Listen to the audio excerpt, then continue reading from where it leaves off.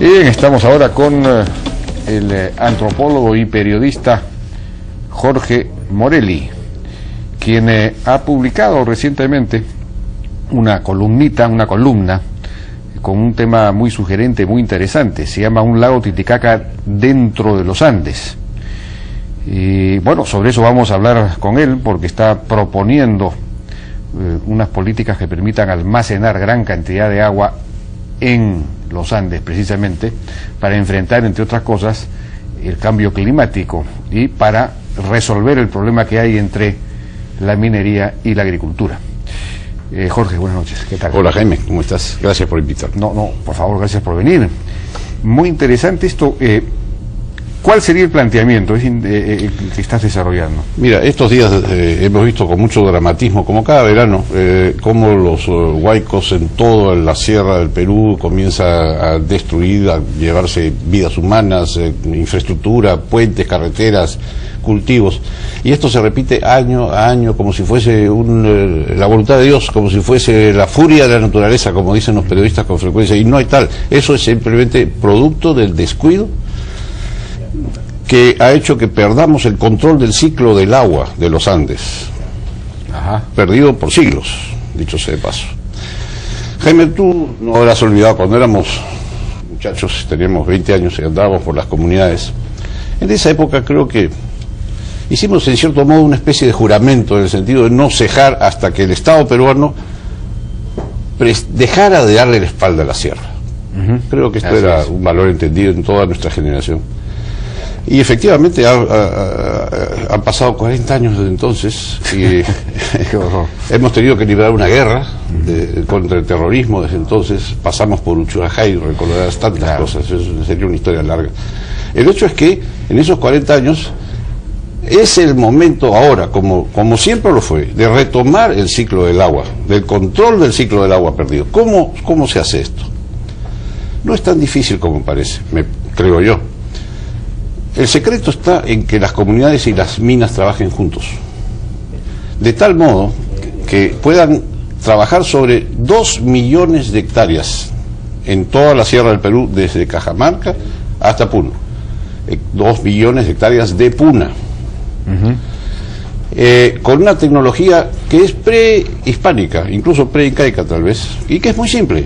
Podemos modernizarla y hacerla más eficiente, de tal modo de crear una red que atrape el agua en las alturas, que la retenga en las alturas, que le impida irse por la quebrada, por la pendiente hacia abajo a crear precisamente un huaico, y que nos permita utilizarla en un siglo como el siglo XXI, en el cual el agua va a ser el producto más escaso en el planeta probablemente.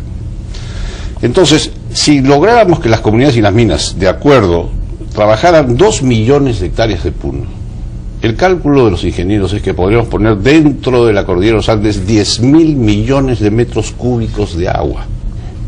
Sí, infiltrar el agua. Así es. De tal modo que 10.000 millones es ¿qué? Más que el lago Titicaca. Eso es, sí, más o menos un volumen similar al del lago Titicaca, efectivamente. O si prefieres, es un volumen similar a la suma, a 4 veces la suma de todos los reservorios de agua del Perú, que son 10, Aguada Blanca, etcétera, son muchos. Suman, esos todos sumados suman 2.700 millones de metros cúbicos. O sea que estamos hablando de una cifra que sería 4 veces la suma de todos los tinajones que existen en el Perú, o un lago Titicaca. ¿Y cómo hacemos para hacer eso? Sí, para infiltrar esa agua dentro de... Ese es el cálculo más conservador. El lomo de la... Espérate un segundo, ese es el cálculo más conservador. Otros cálculos más recientes, que me ha referido el ingeniero César Dávila, que hace esto de manera privada en Junín. Fuimos con la Comisión de Ciencia y Tecnología del Congreso a visitar eso hace poco, con gran éxito. La cifra de hectáreas que se podrían trabajar en las punas parece que podría llegar hasta 7,5 millones de hectáreas, en cuyo caso estamos hablando de 3 lagos Titicacas dentro de la cordillera. Bien, este es el tema. ¿Cómo podrían trabajar las comunidades y las minas juntos? Bien, esto es una idea desafiante, porque va al corazón del problema de los conflictos ambientales, Jaime. Si nosotros lográramos hacer que colaboraran en el objetivo del agua, estamos no solamente resolviendo el problema de los huaicos, sino resolviendo el problema de los conflictos ambientales al mismo tiempo. Son 2 pájaros de un tiro. ¿Cómo lograr entonces que las comunidades y las minas, en vez de entrar en conflictos entre sí, como ocurre hoy, y que obviamente es materia de aprovechamiento político, ya lo sabemos, colaboren entre sí en este objetivo que conviene a ambos y que conviene al Perú del siglo XXI? No es tan complicado, pienso, si es que logramos establecer una política pública respecto al problema de los conflictos en general, ¿ya? Eso es lo que se está elaborando en la Comisión de Ciencia y Tecnología. Una política pública que sea, digamos, un animal de 4 patas y una cabeza.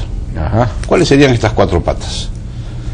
Una es el agua, el tema que acabo de explicar, o sea, que logremos trabajar 2 millones de hectáreas con, por lo menos, de puna, para convertir las punas en una esponja, que es lo que es naturalmente. Ya. La segunda pata, sin embargo, es fundamental, es la titulación de la propiedad. Bueno, pero ¿cómo hacemos esa parte? Bien, la técnica pre-incaica es muy simple. Sencillamente se hacen zanjas de infiltración. ¿Qué es una zanja de infiltración? 90 centímetros por 90 centímetros de ancho, a cota de nivel, con el objeto de que el agua no discurra, sino al contrario, de que no se mueva. Entonces que llegue ahí y que llega, en lugar de irse a la quebrada, se atrapa en esta red. Es una zanja circular, alrededor de la cual hay otra zanja circular y así sucesivamente en círculos concéntricos. Ya. Y luego, ya cuando no se puede hacer un círculo entero, pues se hacen segmentos de círculo. La idea es atrapar el agua, impedirle que se vaya a la pendiente, ¿no? Y que se meta dentro. Se mete dentro y de la montaña. aflore después por los puquios naturales, claro. Por los puquios naturales a todas las habría alturas, mucha más agua para la agricultura. Alimentando a todas las fuentes de agua de toda la sierra, en todos los pisos ecológicos al mismo tiempo. Entonces, y se podría llenar todo esto de riego por aspersión, de riego por todas partes. Ahí se hace sierra productiva, claro, que yo sé que es uno de los temas que en este programa se tocan constantemente, porque es verdad. Esa es la manera de resolver los problemas del minifundio, de la comunidad, del pequeño productor serrano.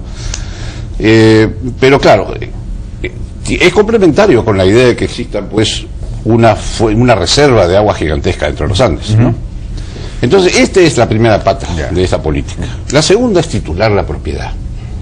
Las comunidades no van a poder realmente tratar, negociar de igual a igual con las minas mientras no exista titulación de la propiedad, incluso si hay agua, porque el agua pondrá en valor la tierra, pero la tierra, incluso con agua, sigue siendo un activo, pero no es todavía capital. Para que sea capital tiene que haber un título de propiedad que le permita a esa comunidad firmar un contrato formal con la mina, o ir a un banco y prendar esa propiedad para obtener crédito, ¿no es cierto? Pero casi todas las comunidades están tituladas. Pero sí, es verdad. Pero son unos títulos, como diría Hernando de Soto, que no sirven para eso, sí, no sirven para conseguir nada. Son unos títulos precarios, muchos de los cuales son muy antiguos o no tienen los requisitos que hacen falta. Esto, dicho sea de paso, está... Pero lo que habría que hacer es titular al interior de la comunidad, a los mismos campesinos, porque ya van a tener agua. Cuando tienen agua normalmente siempre se individualizan, ¿no? Así es. Yo no creo que una cosa no se opone a la otra. Es decir, puede haber titulación individual, puede haber titulación familiar de la propiedad, puede haber titulación comunal, incluso en determinadas áreas de las comunidades. Yo creo que eso debe quedar a la libre decisión de la comunidad misma, ¿no? Pero claro, la titulación en sí misma es fundamental, y en ese sentido, como siempre, la institucionalidad del Estado peruano está perdida.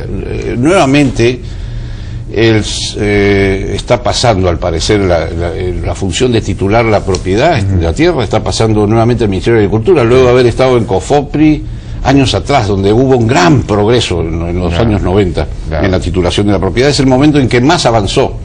Últimamente ha quedado... Lo han transferido a los gobiernos regionales. Así es, y ahora el Ministerio de Agricultura va a ejercer una especie de padrinazgo sobre los gobiernos regionales para explicar cómo es que esto se va a hacer. Bueno, es un problema. ¿Ves? Titular la propiedad es la segunda pata de este animal, de esta política pública. La tercera y la cuarta son muy sencillas. La tercera es que las comunidades deben tener participación en la renta que produce la explotación de los recursos de sus tierras, ¿no? A este efecto... En las minas, por ejemplo. Por ejemplo, claro. Esto está ocurriendo espontáneamente, Jaime. Hay, por ejemplo, el caso de la ya conocido de la mina de la comunidad de Oyachea en Carabaya, Puno, que ha establecido una excelente relación de trabajo con IRL, una minera que cotiza en la bolsa en Lima, sobre la base de que la minera le da una participación de 5% en el accionariado de la empresa. Pero sea esa u otra fórmula a la que llegue la comunidad con la mina de manera libre, claro. Esa es la cabeza de este animal, el libre contrato entre las comunidades y las minas. Para que puedan arreglar lo que les parezca.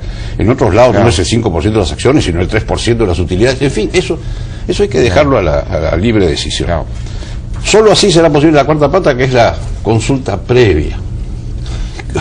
Sin la cual es un problema, no va a caminar, porque mientras haya conflicto, las consultas previas van a ser objeto de complicaciones en lugar de allanar el camino de las cosas, ¿no? Eso es en esencia. Correcto. Pues muy interesante. Ojalá que esto se convierta efectivamente en una política de Estado, este asunto de la infiltración del agua, de la captación de agua, ¿no?